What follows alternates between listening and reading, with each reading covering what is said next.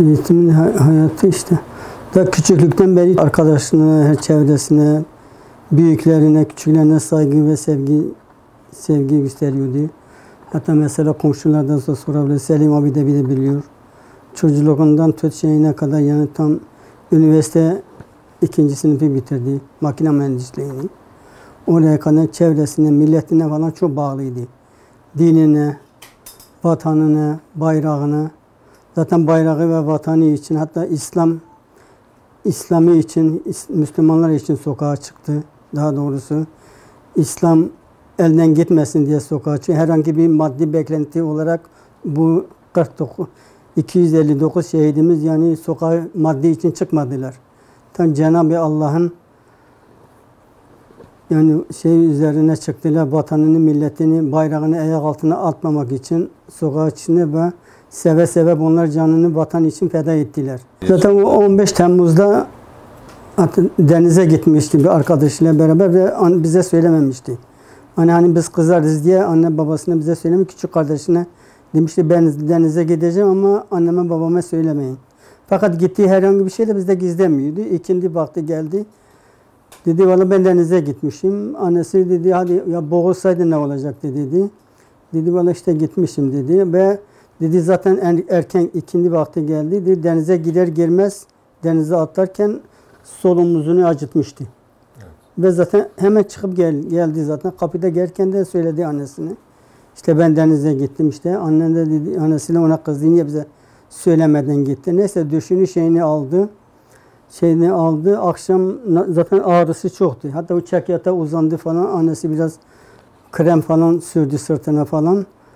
O gün de zaten sabahtan da dayısı İzmir'e gelmişti. Cumartesi biz gidecek. Karşıda teyzesinin oğlunun düğünü vardı. Biz karşıya gidecektik. Dayısı da İzmir'de geldi. Misafirdi zaten o gece. Ve omuzunun ağrısından duramadı. Artık dedi ben hastaneye gideceğim. Annesi hatta dedi ben karnım da aç. Annesi dedi biraz bekle. Akşam namazına da 10-15 dakika falan vardı. Dedi biraz sabret. Zaten yemek hazırım. Yok dedi anne ben duramıyorum. Bir çorba falan ne varsa hemen içip gideceğim. Neyse annesi bir çorba falan içirdi. Duramadı. Gitti zaten. Giderken de annesini öptü. Hiç dışarı çıkarken öyle bir şey de yapmıyordu. Dayısıyla biz burada oturuyorduk. Dayısıyla bize Allah'a ısmarladık. Ben dışarı çıkıyorum. Annesini öptü. Ve annesine sen de beni öp dedi. Ki hiçbir zaman öyle yapmıyordu. Kendisi de öptü diye annene. Annesini de bana ile beni öp. Öyle gitti hastaneye. Hastaneye gitti. Bana telefon açtı dedi. Baba işte ben geldim. Doktor bana iğne vurdu dedi. Git eğer şayet geçmezse yarın gel filmini çekeceğiz. Oradan geldi artık eve girmedi. Bizim burada mahalleye takılıyor. Bakkal var az ileride. Orada arkadaşlarıyla görüşüyorlar. Orada oturuyor geç vakte kadar. Hatta bu Cumhurbaşkanı, Başbakan'ın televizyonda bildiriyor ya o saate kadar. Zaten biz de dayısıyla beraber balkonda oturuyor da herhangi bir şeyde televizyonda haberimiz yoktu herhangi bir şeyde. En son işte orada oğlum ne desin hadi gel tamam geleceğim. En o şeyi işte o haberleri duyunca bize telefon açtı. Baban haberiniz yok mu bak böyle şey diyor dedim. Neden haberimiz olacak? Dedi televizyon yok dedi. Onun televizyonu açmıyor. İşte böyle. Cumhurbaşkanı falan milleti sokağa davet ediyor. İşte ben de gidiyorum. Hadi hani dedim oğlum sen hastaydın falan. Hastasın gitme gel. Yok dedi baba bir şeyim kalmadı dedi.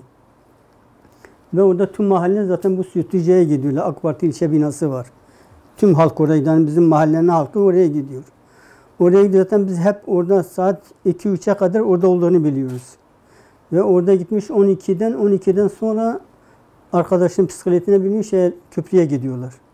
Biz ama köprüde olduğunu bilmiyoruz. Ta saat 3'e 4'e kadar.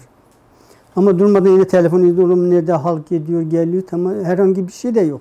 Sonra biz televizyonu da açtık. Yani böyle ölüm herhangi bir şey de yok. Zaten hiç biz de sabaha kadar yatmadık. O zaman ben de ameliyatlıyım ayağımda zaten rahatsızdım. Hatta durmadan telefon ediyor. İşte en son arkadaşına falan bir küçük mahallede bir arkadaşla takılıyor peşine. 13 yaşındaki bir Emre diye bir çocuk. Hatta ona kızıyor, oğlum diyor sen git başına bir şey gelir annem babana ailene cevap veremem. Köprüye gider. Köprüye gidiyor zaten bir yarım saat sonra o çocuk yaralanıyor. Böyle kazığına falan bir mermi geliyor yaralanıyor. Onu alıyor omuzuna teslim ediyor. Bu ambulansa kadar getiriyor. Ambulansa getiriyor, ambulansa koyuyor. Hatta o çocuk da diyor, Mehmet abi sen benimle gel. Bu başka Mehmet de başka bir arkadaşı, Mehmet Ali bir arkadaşını gönderiyor çocukla.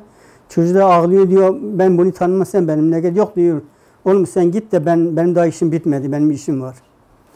Neyse o çocuk da onu hastaneye gidiyor, o kurtuluyor. Orada yani fazla şey yokmuş. Saat artık 3-4 nasıl oluyor, arkadaşı da başka bir arkadaşı da Okan diye biri ikinci köprüdeymiş. İkinci köprüden geliyor, bakıyor Mehmet de orada birinci köprüde. O Okan'ın elinde bayrağı alıyor gidiyor. Okan diye arkadaşı da 2-3 saat onu bekliyor, durmadan telefon ediyormuş. Mehmet Ali hadi gel, başına bir şey geldi, annem babana ne diyeceğim falan. Şimdi yok onun, en son ona kızıyor, diyor sen gidiyorsan git. Çocuk da hatta bekliyor yine. Çocuk da bekliyor, en saat 4 falan civarında, 4-5'te falan. Ona da kızıyor hatta, ama biz de telefonda konuşuyoruz. Hadi gel, en son annesiyle telefonu açtı. Hatta ben dün geleceğim, yok baba. Senin ayağın ameliyatı, sakın gelme. Annesi dedim, o zaman ben geleceğim. Yok anne sen bizim için dua et, bizim duaya çok ihtiyacımız var burada. Milletin bir sürü teyzeler, ablalar, çarşaflı teyzeler falan var dedi. Onları şimdi bırakıp gelsem bana yakışmaz dedi. İşte bana ne diyecekler dedi. Hatta o zaman dedim oğlum Allah'a emanet ol dedim. Kendine dikkat edin dedim. Allah'a emanet olun. Annesine abdest aldığı şey olduğunu için dua etti de balkonda falan.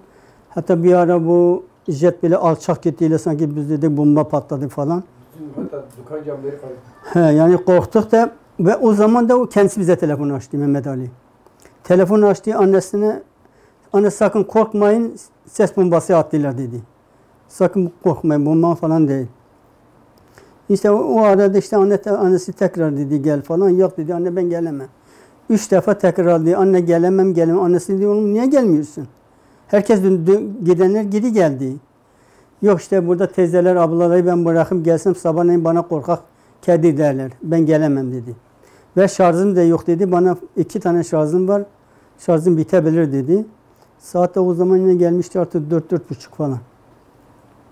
Orada hatta zaten biz de telefonu ama annesi yine telefon açtı. Cevap ben de hatta annesine de dedim yeter telefonu açma, rahatsız etme dedim. Zaten şarjı bitmişti dedim şimdi. Gelir neredeyse gelecek dedi. Neyse artık saat oldu bile 5.30 falan, hatta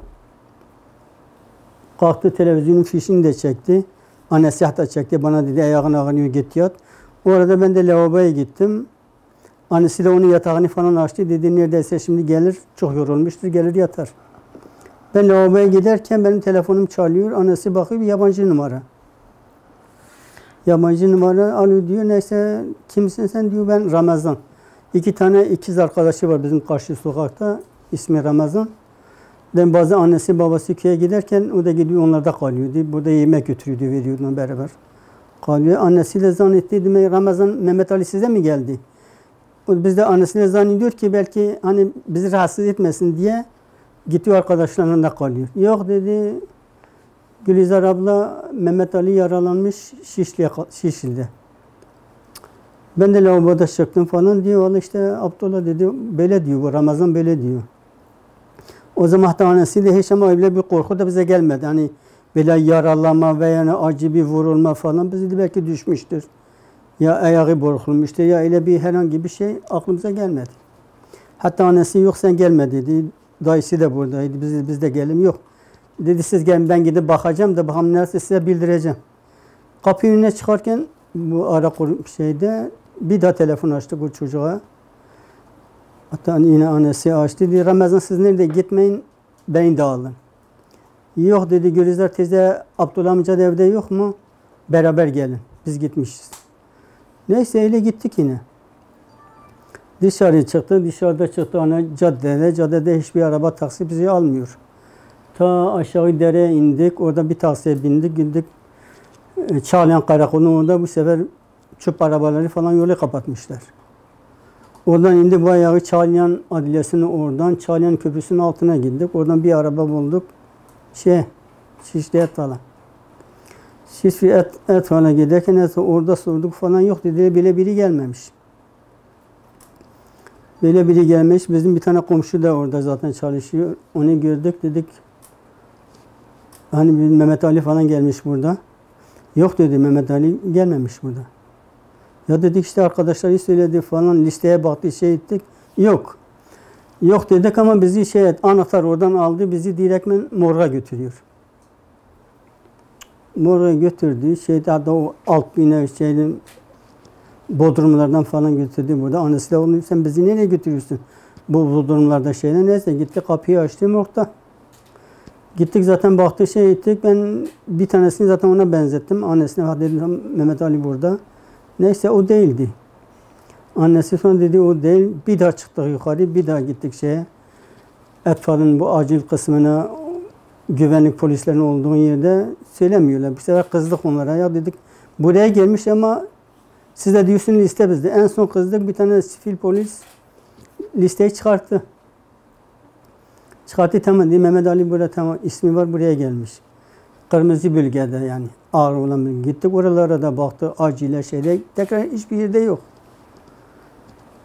Tekrar o arkadaş, o bizim komşu bizi bir daha götürdü Dediler sonra bir tane cenaze sonradan gelmiş.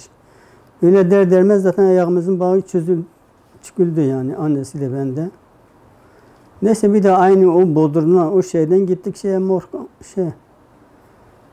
oraya giderken neyse açtı falan, morga giderken zaten çekti, o çekmeceliydiler ya morglar.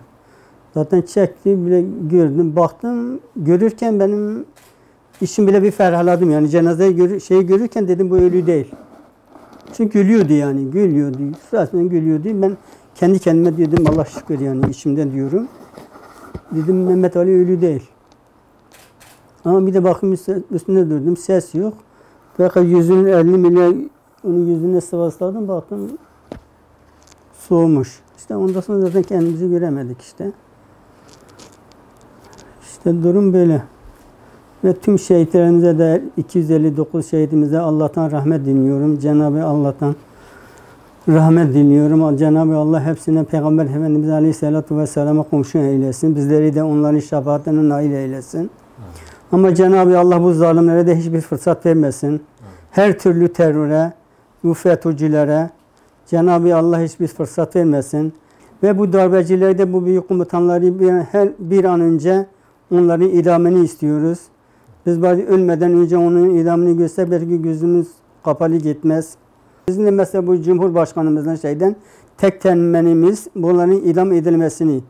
Ve en az idam edilirse bu 100 sene bir ibret olur yani. İbret-i alem olur. Çünkü bunlar ibret yani idam edilmezse, inan ki bu Cenab-ı Allah göstermesin, bir 5-10 sene sonra zihniyetliler böyle başa geldi mi, inan ki hepsi dışarıda olurlar. Yani 10 sene sonra Allah göstermesin. Misal diyelim ki geldiler, bunlar hep bu şerefsizler dışarıda olurlar. Ama idam edilirse bu 100 seneye kadar en az bugün bu 2, 3, 4, 5 yaşındaki çocuklar bunu hatırlarlar mesela. 5 yaşında 6-7 yaşındaki çocuk hatırlar. Böyle bir zamanda 2017'de böyle bir şey oldu. Böyle katliam yaptılar, böyle yaptılar, idam edildi. Ve kimse korkuda artık çıkamaz. Ama idam olmadı mı, inan ki birkaç sene sonra bunlar hiç aynı zihniyetleri geldi mi yine hepsi dışarıda olurlar. Olan bizim şehitlerimizde olur yani.